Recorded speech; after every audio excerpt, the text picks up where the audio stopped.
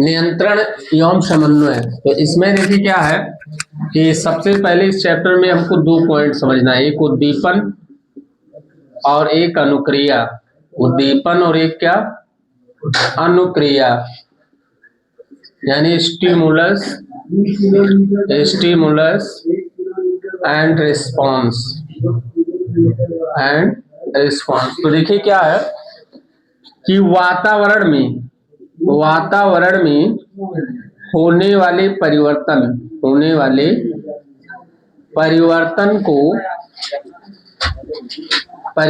को क्या कहते हैं, उद्दीपन कहते हैं।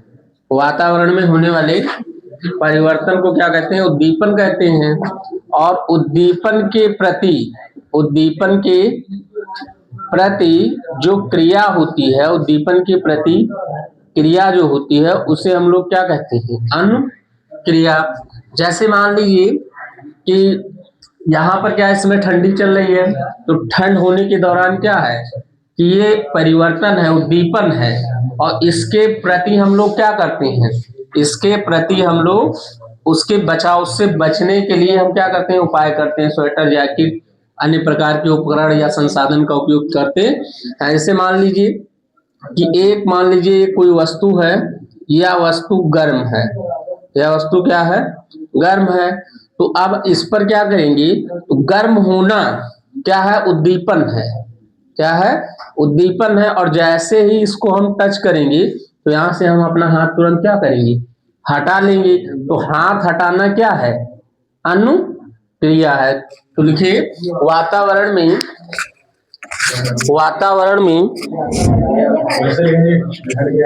नहीं, वैसे लिखिए, वातावरण में होने वाली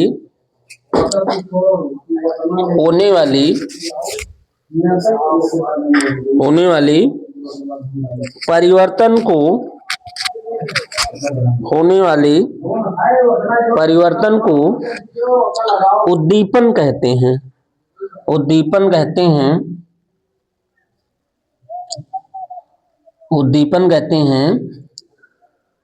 तथा उद्दीपन की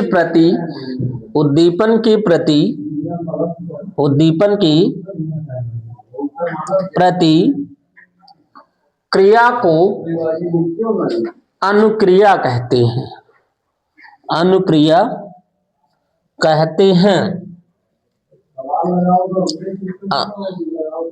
क्या कहते हैं, अनुक्रिया कहते हैं।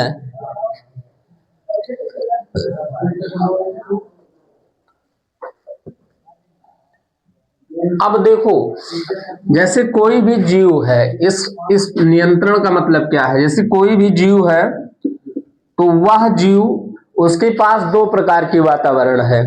एक क्या, उसके शरीर के बाहर, और एक शरीर के अंदर। तो शरीर के बाहर मतलब बाह्य वातावरण, और शरीर के अंदर आंतरिक वातावरण। तो जीवों का बाह्य एवं आंतरिक वातावरण में नियंत्रण या संतुलन बनाए रखने की प्रक्रिया को क्या बोला जाता है, नियंत्रण कहते हैं। मतलब जीव के बाह्य एवं आंतरिक वातावरण में संतुलन बनाए रखने की प्रक्रिया को नियंत्रण कहते हैं। तो नई लाइन से लिखिए, जीवों की बाह्य व भीतरी वातावरण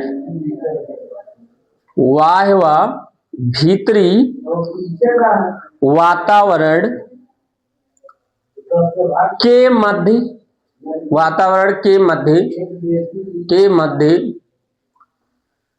संतुलन बनाए रखने की क्षमता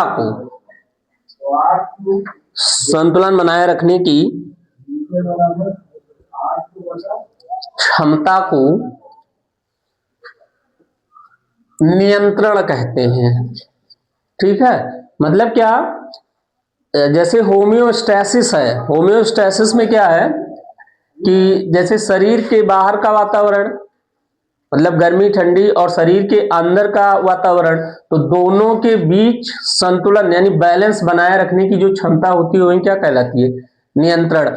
अब इस वायु वातावरण और आंतरिक वातावरण दोनों में संतुलन बनाए रखने के लिए हमें कुछ ना कुछ प्रतिक्रिया करनी पड़ती है, तो उस प्रतिक्रिया को क्या बोला जाता है, समन्वय कहते हैं। मतलब क्या कि वायु वातावरण और आंतरिक वातावरण के बीच संतुलन बनाए रखने के लिए जो प्रतिक्रिया की जाती है उसे क्या बोला जाता है। जैसे मान लीजिए कि अब इस समय ठंडी हो रही है, तो ठंडी के दौरान क्या है कि वातावरण का टेम्परेचर क्या हो रहा है, कम हो रहा है ना। तो अब हमारे शरीर का टेम्परेचर क्या है, फिक्स है 37 के आसपास, 97.6 डिग्री फ़ारेनहाइट होता है ना, ठीक है, और डिग्री सेंटीग्रेड में 37 होता है। तो यहां देखिए क्या होगा कि जब आप देखिए कि इस टेम्परेचर को मेंटेन रखने के लिए हम लोग स्वेटर जैकेट अन्य उपकरण का उपयोग करते हैं। तो कहने का मतलब है कि वायु वातावरण और आंतरिक वातावरण के बीच जो संतुलन बनाए रखने की क्षमता होती है वो नियंत्रण कहलाता है। लेकिन वायु वातावरण और आंतरिक वातावरण में संतुलन बनाए रखने के लिए जो हम प्रतिक्रिया करते हैं उस प्रतिक्रिया को हम क्या कहते हैं, समन्वय कहते हैं। तो आगे लिखिए, तथा सामान्य स्थिति को बनाए रखने के लिए, तथा सामान्य स्थिति को बनाए रखने के लिए जो प्रतिक्रिया की जाती है, जो प्रतिक्रिया की जाती है उसे प्रतिक्रिया की जाती है उसे उसे उसे समन्वय कहते हैं, उसे समन्वय कहते, उसे समन्वय कहते हैं, उसे समन्वय कहते हैं। अब अगला हमको पढ़ना है पादप हार्मोन, पादप हार्मोन। तो अगला क्या है, हेडिंग बनाएंगे हम लोग, पहला हेडिंग पादप हार्मोन, पादप हार्मोन या इसको प्लांट हार्मोन भी कहते हैं। पादप हार्मोन, पादप हार्मोन या प्लांट हार्मोन, प्लांट हार्मोन, पादप हार्मोन या प्लांट हार्मोन, ठीक। अब देखिए जैसे पेड़ पौधों में भी, पेड़ पौधों में नियंत्रण एवं समन्वय के लिए, नियंत्रण एवं समन्वय के लिए कुछ विशेष प्रकार के रासायनिक पदार्थ होते हैं, कुछ विशेष प्रकार के रासायनिक पदार्थ होते हैं जिसे हम लोग क्या कहते हैं, पादप हार्मोन कहते हैं। तो यही लिख देना है कि पेड़ पौधों में, पेड़ पौधों में समन्वय, पेड़ पौधों में समन्वय एवं विकास के लिए, एवं विकास के लिए कुछ रासायनिक पदार्थ होते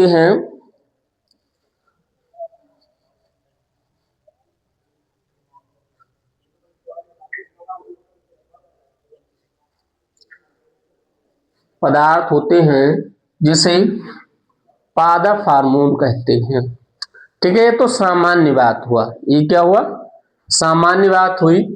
अब मेन इसका डेफिनेशन क्या है पादप हार्मोन का, तो इसका मुख्य जो है देखिए, हार्मोन, हार्मोन्स, हार्मोन्स एक या पादप हार्मोन, पादप हार्मोन एक जटिल, जटिल कार्बनिक यौगिक है।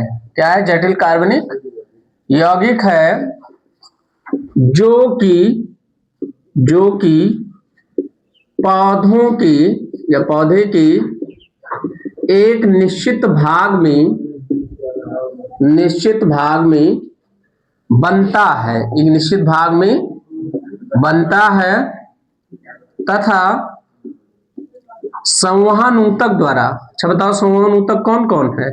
संवहन ऊतक का मतलब ऐसे ऊतक जो पदार्थों का क्या करते हैं, स्थानांतरण करते हैं। तो संवहन ऊतक में दो ही ऊतक आएंगी, एक जाइलम और एक फ्लोएम। एक जाइलम क्योंकि जाइलम जड़ और खनिज को पेड़ के विभिन्न भागों तक पहुंचाता है, और फ्लोएम क्या करता है कि बने हुए भोजन को पौधे के विभिन्न भाग में पहुंचाता है। तो जो पदार्थों का आदान प्रदान करते हैं उस ऊतक को हम लोग क्या कहते हैं, संवहन ऊतक। अब यहां देखिए एक जटिल यौगिक है पादप हार्मोन, पौधे के एक निश्चित भाग में बनेगा लेकिन उसका कार्य अलग अलग हर जगह हो सकता है। तो संवहन ऊतक में लिख लेंगे हमें जाइलम व फ्लोएम, जाइलम व फ्लोएम। संवहन ऊतक के द्वारा पौधे के विभिन्न भागों में स्थानांतरित किया जाता है, स्थानांतरित किया जाता है तथा पौधे की उपापचयी क्रिया को, उपापचयी का मतलब अपचयी और उपचयी, मतलब निर्माणकारी और विघटनकारी। उपापचयी में दो क्रियाएं आती हैं, उपचयी एवं अपचयी, या इसको एक को हम बोलते हैं निर्माणकारी और एक को बोला जाता है विघटनकारी। जैसे प्रकाश संश्लेषण है, तो प्रकाश संश्लेषण में देखिए कि कार्बन डाइऑक्साइड और जल मिलके क्या बनाते हैं, ग्लूकोज। तो ये निर्माणकारी, मतलब दो छोटे छोटे अणु मिलके एक बड़े अणु का निर्माण कर रहे हैं, तो ये निर्माणकारी हो गया। वहीं श्वसन देखिए, तो श्वसन में क्या है कि एक ग्लूकोज का दहन होता है ऑक्सीजन की उपस्थिति में, तो कार्बन डाइऑक्साइड और जल बनता है। तो इसका मतलब बड़े अणु छोटे अणुओं में टूट रहे हैं, तो इसका मतलब वो हो जाएगा विघटनकारी, या उसी को अपचयी और उपचयी कहते हैं। तथा पौधे की उपापचयी क्रिया एवं विकास को नियंत्रित करता, विकास को क्या करता है, नियंत्रित करता है। पादप हार्मोन 5 प्रकार के होते हैं, फिर नई लाइन से लिखेंगे, पादप हार्मोन 5 प्रकार के होते हैं। पादप हार्मोन कितने, 5 प्रकार के होते हैं। पहला हमारा क्या है, ऑक्सिन, पहला ऑक्सिन हार्मोन। दूसरा है जिब्रेलिन हार्मोन। तीसरा है हमारा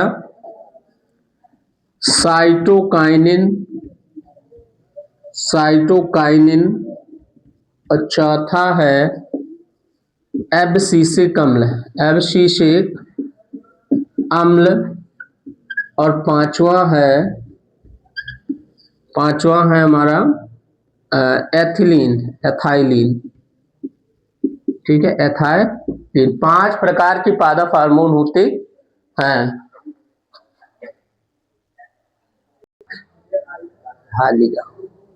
देखो पादप हार्मोन क्या है, एक जटिल कार्बनिक यौगिक है जो पौधे के किसी एक निश्चित भाग में बनेगा। निश्चित भाग मतलब ऐसा नहीं है कि हर जगह बनेगा, एक हार्मोन एक निश्चित भाग में बनता है। तो एक निश्चित भाग में बनेगा लेकिन उसका कार्य हर जगह हो सकता है, तो उसको स्थानांतरित किसके द्वारा किया जाएगा, तो उसको स्थानांतरित संवहन ऊतक यानी या तो जाइलम या फ्लोएम के द्वारा पौधे के विभिन्न भागों में स्थानांतरित किया जाता है। तथा पौधे की उपापचयी का मतलब कि जैसे चाहे पौधा हो चाहे प्राणी हो, सबके अंदर दो ही प्रकार की अपक्रियाएं होती हैं, एक अपचयी एक उपचयी। अपचयी उपचयी का मतलब होता है कि या तो कुछ निर्माणकारी होगा या विघटनकारी। निर्माणकारी का मतलब कि छोटे पदार्थ आपस में मिल करके या छोटे अणु मिल करके एक बड़े अणु का निर्माण करेंगे तो उसे निर्माणकारी बोला जाएगा।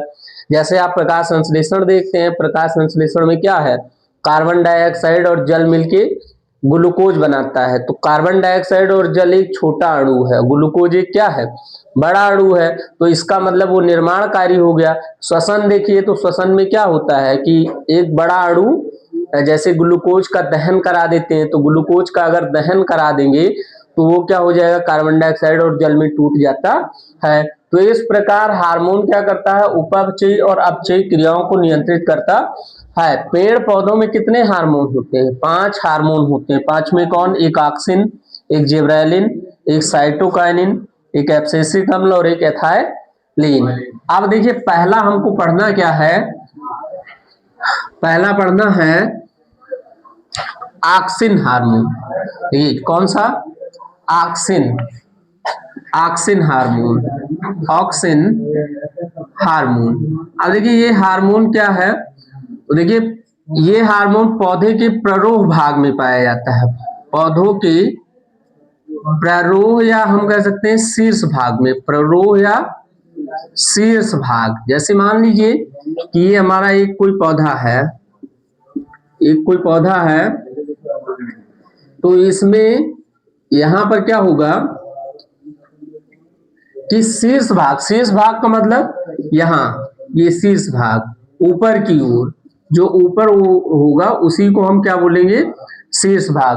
तो शीर्ष भाग में ये क्या पाया जाता है, ऑक्सिन हार्मोन का निर्माण होता है। इसके बारे में सबसे पहले 1928 ईस्वी में बेंट नामक वैज्ञानिक ने इसकी खोज की थी। इसने किया था, बेंट ने। इसका सिर्फ और सिर्फ एक काम है, यह दीर्घीकरण करता है। दीर्घीकरण, दीर्घीकरण का मतलब इलॉन्गेशन, मतलब पौधे की लंबाई में वृद्धि करने का ये काम करता है।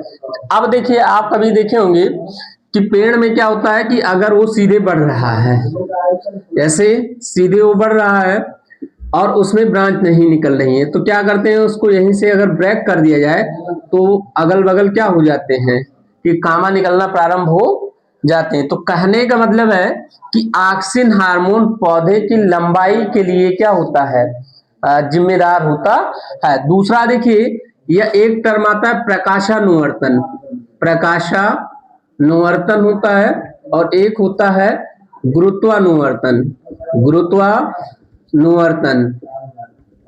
इसको इंग्लिश में बोलते हैं फोटोट्रोपिज्म, फोटोट्रोपिज्म, और ये फोटोट्रोपिज्म नहीं, क्लियर नहीं है। तो देखो प्रकाशानुवर्तन क्या है कि जैसे पेड़ है, तो पेड़ में एक भाग प्ररोह होता है, मतलब ऊपर तना और क्या पाया जाता है, तना और क्या पाया जाता है, पत्ती।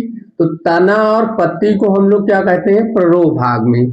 और ये होता है क्या, जड़। तो यहां देखिए कि तना और पत्ती प्रकाश की ओर गति करता है। मतलब जैसे अगर एक कमरा है और उस कमरे में कोई पौधा आप रख दीजिए, और पौधा रखेंगे तो देख, और एक क्या है, रोशनदान से प्रकाश आएगा, तो आप देखेंगे कि पौधे की पत्तियां उसी ओर क्या हो जाएंगी, झुक जाएंगी, जिधर से प्रकाश आ रहा है।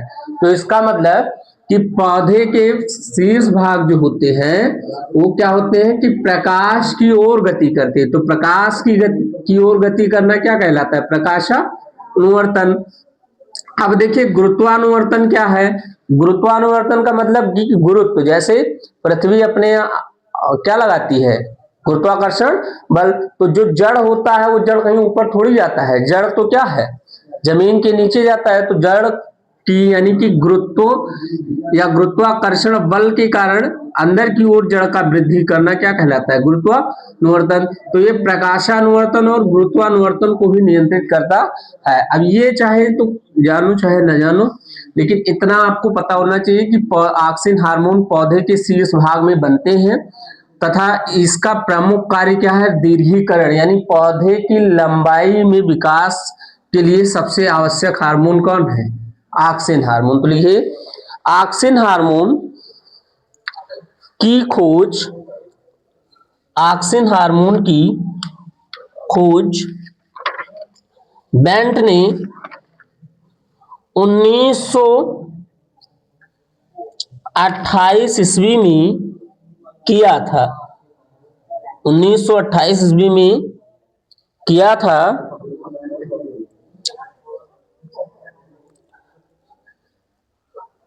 ये हार्मोन पौधे के ये हार्मोन पौधे की शीर्ष भाग या प्ररोह भाग में शीर्ष भाग या प्ररोह भाग में बनते हैं। शीर्ष भाग या छूट गया क्या? शीर्ष भाग या प्ररोह भाग में बनते हैं। शीर्ष भाग या प्ररोह भाग में बनते हैं। उसके बाद देखिए इसका मुख्य कार्य, ये भी लिख लेंगे, इसका मुख्य कार्य पौधों का दीर्घीकरण करना, पौधों का दीर्घीकरण करना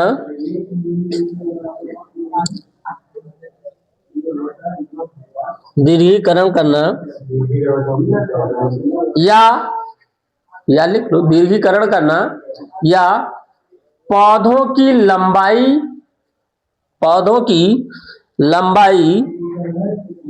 को नियंत्रित करना होता है।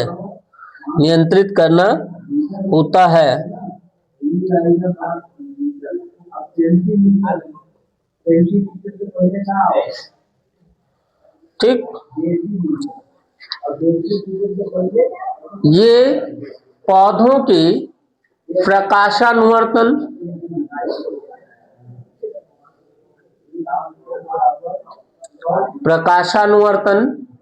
एवं गुरुत्वानुवर्तन को भी नियंत्रित करते हैं।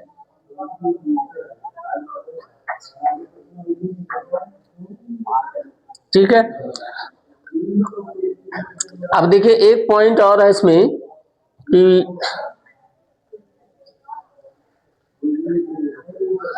जैसे कुछ आप देखेंगे कि कुछ ऐसे पौधे होते हैं, जैसे मान लीजिए कोई पौधा है और इसमें कोई फल लगा है, कोई क्या लगा है? फल। अब ये फल है और ये यहाँ वृंत है, तो इन दोनों के बीच समय से पहले ही ये फल टूट करके क्या हो जाता है, मतलब पकने से पहले ही ये फल टूट करके क्या हो जाएगा, गिर जाएगा। इसका कारण है कि यहाँ बिलगन परत बन जाती है, बिलगन परत। तो जब ये टूट के गिर जाएगा तो इसका मतलब कि फल परिपक्व नहीं हो पा रहा है, पहले ही टूट गया। तो इसके लिए क्या किया जाता है कि ऑक्सिन का छिड़काव कर दिया जाता है। जैसे आप देखिए, जैसे क्या है, जैसे मान लीजिए कि आम का सीजन है, अब आम के सीजन में बौरा हुआ, उसके बाद में क्या हुआ, उसमें छोटे छोटे फल लगे, तो आप देखिए दवा छिड़काव कराया जाता है, ताकि क्या है कि सारे जो छोटे फल हैं वो समय से पहले ना गिरे। तो उसके लिए भी हम किसका उपयोग करते हैं? ऑक्सिन का उपयोग करते हैं। तो एक पॉइंट ये भी लिख लीजिए, बहुत से पौधों में पत्तियां तथा फल समय से पहले ही वृंत के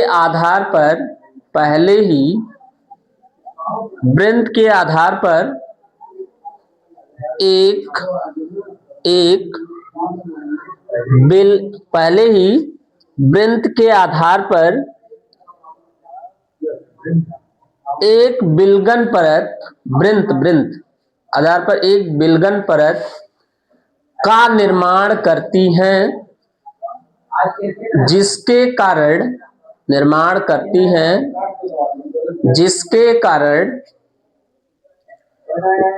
कारण वह समय से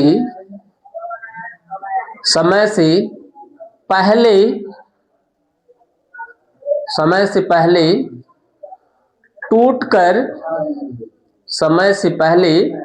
टूटकर गिर जाते हैं।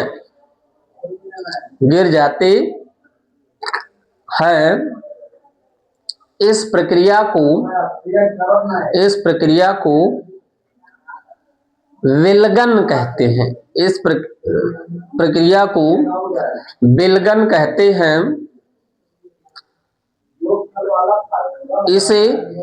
रोकने के लिए, इसे रोकने के लिए, इसे रोकने के लिए ऑक्सिन का छिड़काव किया जाता है। इसे रोकने के लिए ऑक्सिन का छिड़काव किया जाता है। अब ऑक्सिन के एक दो उदाहरण लिख दीजिए बस। ऑक्सिन के, तो ऑक्सिन में देखिए, ऑक्सिन, ऑक्सिन में ऑक्सिन के उदाहरण, तो एक हमारा होता है indole acetic acid, indole acetic, acetic, acetic अम्ल। और शॉर्ट में लिखेंगे तो इंडोल को आई से लिखा जाएगा, एसिटिक को ए से लिखा जाएगा और अम्ल को एसिड से लिखते हैं, तो इंडोल एसिटिक एसिड। फिर दूसरा लिख सकते हैं इंडोल ब्यूटेरिक एसिड, ब्यूटेरिक अम्ल। ये सब किसके उदाहरण है? ऑक्सिन अम्ल के, वो ऑक्सिन हार्मोन की, तो ये हो जाएगा IBA। ठीक है, बस ये ऑक्सिन इतना बहुत है।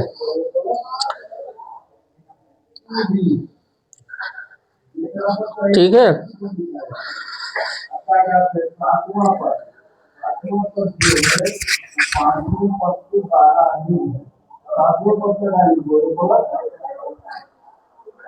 हो गया ना। दूसरा देखेंगे हम जिब्रेलिन, जिब्रेलिन, दूसरा क्या है? जिब्रेलिन। दूसरी हेडिंग बनाएंगे हम लोग क्या? Gibberellin, gibberellin. यहां देखिए जिब्रेलिन जो है, जिब्रेलिन, जिब्रेलिन की खोज, जिब्रेलिन पहली बात बनता कहाँ है या इसकी खोज ही देख लेते हैं। तो खोज इसका कुरोशोवा ने किया था, कुरोशोवा ने किया था। कब किया था? 1926 के आसपास। और याबूता योम हयाशी ने इसे फफूंद से अलग किया था, इसे फफूंद से अलग किया था, इसे फफूंद से क्या किया था? अलग किया था। इसका निर्माण कहाँ होता है? तो इसका निर्माण देखिए पौधे के शीर्ष भाग व भ्रूण में होता है, शीर्ष भाग व भ्रूण में होता है। और देखिए ये कहां से पहली बार निकाला गया था, इसका नाम जिब्रेलिन क्यों पड़ा? तो सबसे पहले एक कवक था, वह कवक जिब्रेला फ्यूजिकोराई था। उसी से याबूता एवं हयाशी ने क्या किया था? इस हार्मोन को निकाला था, इसीलिए इसका नाम क्या पड़ गया था? जिब्रेलिन। ठीक है, मतलब इसका खोज किसने किया? कुरोशोवा ने। और सबसे पहले इसको पृथक्करण यानी कि अलग किसने किया पौधे से? तो याबूता एवं हयाशी ने। किससे किया था? जिब्रेला फ्यूजिकोराई से, इसीलिए इसका नाम पड़ गया क्या? जिब्रेलिन। ठीक है, तो लिखिए इसकी खोज, इसकी, या आप डायरेक्ट ले लीजिए जिब्रेलिन की खोज, या ऐसे लिख लो ना, ऐसे लिख लो, क्या जरूरत है बहुत ज्यादा डिटेल लिखने में। ऐसे लिख लो कि इसका खोज कुरोशोवा ने किया था और याबूता एवं हयाशी ने इसे फफूंद से अलग किया। ये पौधे के शीर्ष भाग व भ्रूण में बनते हैं। और उसके बाद किस कवक से? जिब्रेला फ्यूजिकोराई से अलग करने के कारण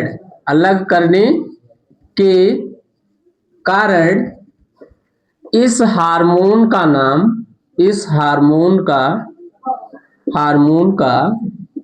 नाम जिब्रेलिन पड़ा।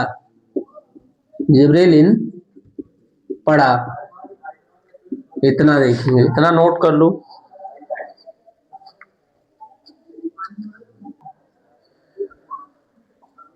प्रमुख कार्य निम्नलिखित है। तो पहला देखिए, ये बोल्टिंग में सहायता करता है, बोल्टिंग में सहायता करता है। सवाल ये है कि बोल्टिंग है क्या? तो देखिए पौधे में आप देखते हैं जैसे गन्ना देख रहे हैं ना, तो गन्ने में देखिए क्या है, गांठ होती है ये बीच में ना, ये वाला, तो इसको आप लोग कहेंगे नोड, और ये बीच वाला भाग कहलाता है इंटर इंटर नोड। तो अगर किसी पौधे पर क्या कर दिया जाए कि जिब्रेलिन का छिड़काव कर दिया जाए, किसका, जिब्रेलिन का छिड़काव कर दिया जाए, तो उसकी लंबाई बढ़ने लगती है। क्यों? क्योंकि उसके इंटरनोड की वृद्धि तेजी से होने लगती है। तो जिब्रेलिन के छिड़काव से इंटरनोड का तीव्र रूप से वृद्धि करना बोल्टिंग कहलाता है। ठीक है, तो लिखिए, जिब्रेलिन के प्रभाव के कारण, जिब्रेलिन के प्रभाव के कारण, जिब्रेलिन के प्रभाव के कारण पौधे की लंबाई पौधे की लंबाई तेजी से बढ़ने लगती है, तेजी से बढ़ने लगती है। क्योंकि तेजी से बढ़ने लगती है क्योंकि पर्व की लंबाई भी बढ़ने लगती है, क्योंकि पर्व की लंबाई भी बढ़ने लगती है, क्योंकि पर्व की लंबाई भी बढ़ने लगती है। इस क्रिया बोल्टिंग कहते हैं। इस, तो देखिए इंटरनोड मान लीजिए 5 सेंटीमीटर का है और ये है नोड, ठीक। तो अब पौधे की लंबाई तभी बढ़ेगी जब इंटरनोड के बीच का गैप क्या होगा, बढ़ेगा। तो अगर ये सामान्य पौधा है, मतलब इस पर अभी किसी प्रकार का कोई विशेष हार्मोन का योगदान नहीं है, लेकिन अगर इसमें जिब्रेलिन का छिड़काव कर दिया जाएगा तो यहाँ क्या होगा, इसकी लंबाई बढ़ेगी। तो लंबाई बढ़ने पर क्या होगा कि इंटरनोड का डिस्टेंस जो होगा वो बढ़ जाएगा, 5 के बजाय अब यहाँ कितना हो जाएगा, 5 से ज्यादा हो जाएगा, 5 से ज्यादा हो जाएगा। तो इसका मतलब जब ये इंटरनोड के बीच का डिस्टेंस बढ़ रहा है तो ऑटोमेटिक क्या होगा, पौधे की लंबाई बढ़ जाएगी। तो इस पौधे की लंबाई या इंटरनोड का तेजी से बढ़ना ही क्या कहलाता है, बोल्टिंग कहलाता है। दूसरा इसका क्या है, अनिषेक फलन। अनिषेक फलन एक टर्म होता है। अनिषेक फलन मतलब देखो, आ का मतलब रहित, और निषेक मतलब निषेचन। तो बिना निषेचन के फल का निर्माण होना क्या कहलाता है, अनिषेक अनिषेक फलन। मतलब बिना निषेचन के फल तैयार करने की प्रक्रिया को क्या बोलते हैं, अनिषेक फलन। और जब किसी पौधे पर क्या कर दिया जाए कि जिब्रेलिन का छिड़काव किया जाता है तो उसमें अनिषेक फलनी फल का निर्माण होता है। तो इसका मतलब क्या है कि हम सेकंड पॉइंट बनाइए, बिना निषेचन के बीज रहित फल प्राप्त करने की, बिना निषेचन के बीज रहित फल प्राप्त करने की क्रिया को अनिषेक फलन कहते हैं। क्रिया को क्या कहते हैं, अनिषेक फलन कहते हैं। अनिषेक फलन कहते हैं। जिब्रेलिन के उपयोग से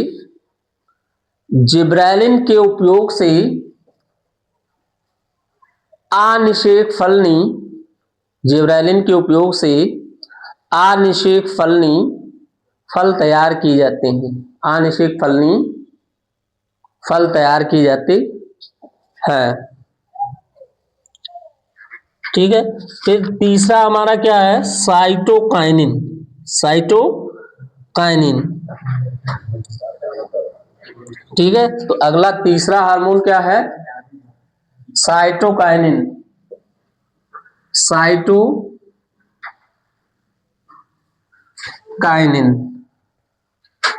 साइटोकाइनिन,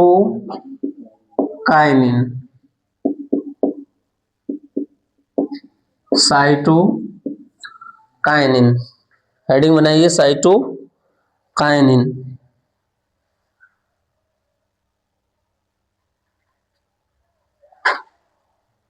ठीक, तो देखिए इसकी खोज सबसे पहले मिलर ने की थी, मिलर ने की थी, और इसको ईस्ट के डीएनए में, ईस्ट के डीएनए से खोजा था, ईस्ट के डीएनए से खोजा था।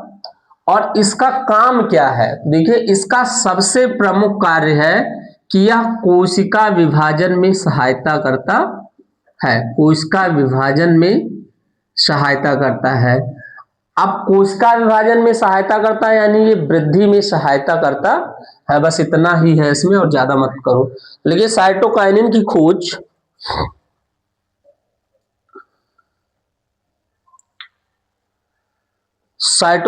खोज मिलर ने ईस्ट के डीएनए में किया था, ईस्ट के डीएनए में किया था। यह मुख्य रूप से कोशिका के विभाजन में सहायता करते हैं, कोशिका की विभाजन में सहायता करते हैं। अब एक लाइन में अगर इसको लिखना चाहते हैं तो ऐसा भी लिख सकते हैं कि ऐसे रसायन जो कोशिका विभाजन को प्रेरित करते हैं उसे साइटोकाइनिन कहते हैं। ऐसे रसायन जो कोशिका विभाजन को प्रेरित करते हैं उसे साइटोकाइनिन कहते हैं। अब देखिए अभी तक हमने कितना हार्मोन पढ़ा, 3 हार्मोन। 3 में देखिए, 3 में हमने एक पढ़ा क्या, एक पढ़ा हमने ऑक्सिन, एक क्या पढ़ा ऑक्सिन देखा, एक क्या देखा जिब्रेलिन, एक क्या देखा साइटोकाइनिन। तो ये जो 3 हार्मोन है, ये तीनों हार्मोन पौधे की वृद्धि एवं विकास में सहायता करते हैं, पौधे की वृद्धि एवं विकास में सहायता करते हैं। इसलिए इसे क्या कहते हैं, इसीलिए इसे वृद्धि हार्मोन कहा जाता है। यानी इन 3 हार्मोन को हम क्या कहते हैं, वृद्धि हार्मोन। और जो एब्सिसिक अम्ल होता है और एथाइलिन होता है वो वृद्धि में सहायता नहीं करता है, यानी वृद्धि रोकने का काम करता है, तो उन दोनों को वृद्धि रोधक हार्मोन कहते हैं। तो तीसरा और चौथा जो है, यानी जो एब्सिसिक अम्ल है, एब्सिसिक अम्ल है, और एथाइलिन है, एथाइलिन, इन दोनों को वृद्धि रोधक हार्मोन कहते हैं।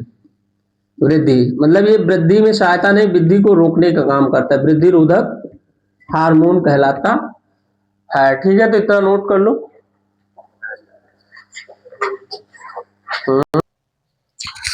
तो देखिए हम लोगों ने आज नियंत्रण और समन्वय में क्या पढ़ा, नियंत्रण और समन्वय में हम लोगों ने पढ़ लिया है कि नियंत्रण क्या है, समन्वय क्या है, उसके बाद में पादप हार्मोन क्या है। जनरली हार्मोन मीन्स क्या होता है, उत्तेजित करने वाले पदार्थ होते हैं, तो उसके बारे में पढ़ा। फिर हमने ये देखा कि पादप हार्मोन जो होता है वो 5 प्रकार से होता है। 5 में क्या, ऑक्सिन, जिब्रेलिन, साइटोकाइनिन और एब्सिसिक अम्ल और एथाइलिन या एथिलीन एथाइलिन्स। इन 5 में हमने 3 को पढ़ लिया है। नेक्स्ट क्लास में हम एब्सिसिक अम्ल और एथाइलिन को पढ़ेंगे। Thank you.